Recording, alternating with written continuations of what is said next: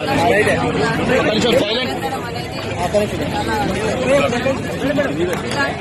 సంఘటనలు జరగకూడదు కానీ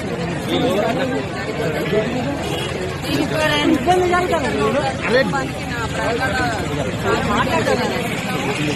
మరియు వాళ్ళకి ధైర్యం ప్రసాదించాలని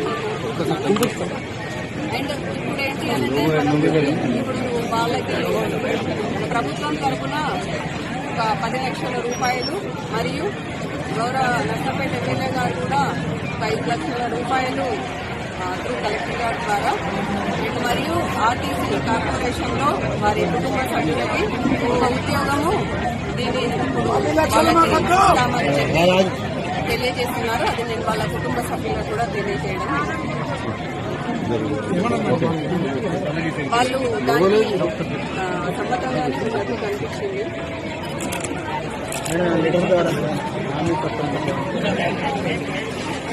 ఒకసారి వాళ్ళు బస్ స్టాండ్ తీసుకెళ్లి నివాళులు అర్పించాలని చెప్పి అవకాశం కల్పించాలంటున్నారు వాళ్ళు.